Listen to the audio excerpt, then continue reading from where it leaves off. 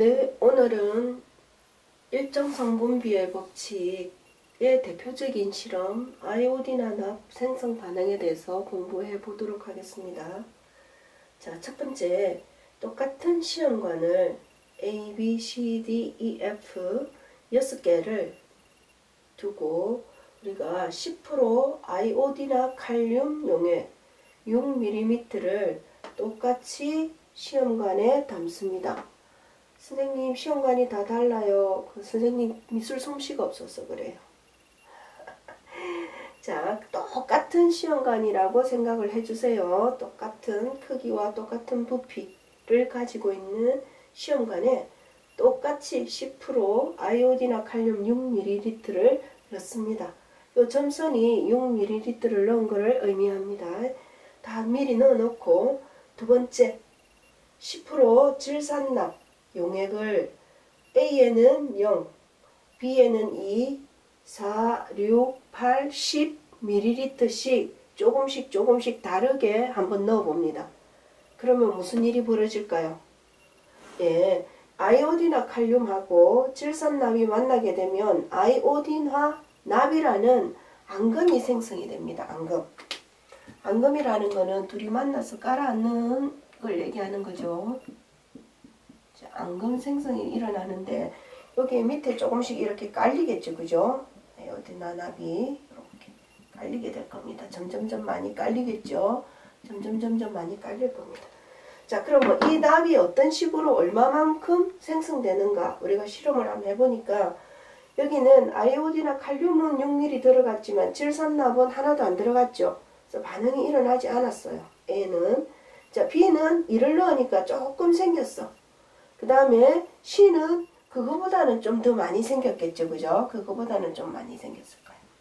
자, 그 다음에 D는 아이오딘화 칼륨 용액도 6ml인데 질산납도 6ml를 넣었어요.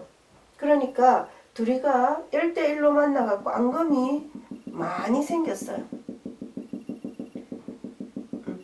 그 다음 또 8ml, 10ml 넣어보니까 앙금이 생성되기는 되는데 D 시험관에 생성된 이 앙금의 양만큼 보다도 더 늘어나지를 않아요. 그러니까 똑같은 양이 생성된다는 거지. 질산납은 더 넣었는데 여기는 6 넣고 여기는 8, 10을 넣었는데 네, 똑같이 양이 똑같은 앙금이 생성되더라 이런 얘기입니다. 그래서 일정 성분비의 법칙, 다시 말해서 프루스트라는 화학자가 일정 성분비의 법칙에 대해서 알아냈는데 모든 물질은 반응을 할 때 그들만의 결합비가 있더라, 일정한 질량비가 있더라 라는 것을 알아낸 거예요. 그럼 여기서는 어떻게 결합을 했느냐? 얘가 6mm일 때 얘도 6mm를 넣은 거죠. 그죠? 그럴 때 최대의 앙금의 높이가 나왔으니까 얘들은 1대1로 결합한다는 걸 알 수가 있다는 거예요. 그래서 얘들을 그래프로 그려보면, 앙금을 그려보면 처음에는 0이야. 점점 증가해. 점점 증가하다가 D 가서는 최고치를 이루다가, 앙금의 높이가 최고치를 이루다가 그 다음부터는 증가하지 않는 이런 그래프를 나타냅니다. 이게 빨간 글로 그린 것이 아이오딘화 납의 앙금의 높이예요. 높이. D에서 최대를 나타내더라 이런 얘기입니다.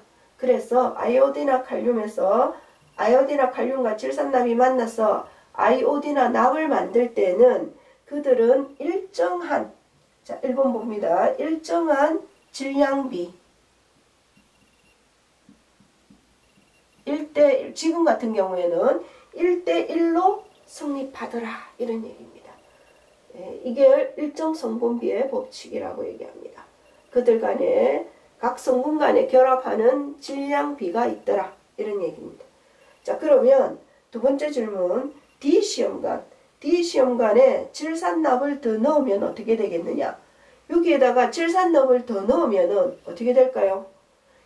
아이오딘화 칼륨은 6인데 질산납은 6보다도 더 넣는다. 가령 금방과 같이 8, 10 이렇게 더 넣으면 아무런 변화가 없죠. 왜? 얘들은 1대1로 결합하기 때문에 6과 6이 만나서 결합을 한 거지 한쪽이 더 많다고 해서 소용이 없는 거야. 누가 누구를 더 짝사랑한다고 해서 얘들은 더 결합하지 않는다. 다시 말해서 별 변화가 없다 이런 얘기입니다. 질산납 넣어도 소용이 없다.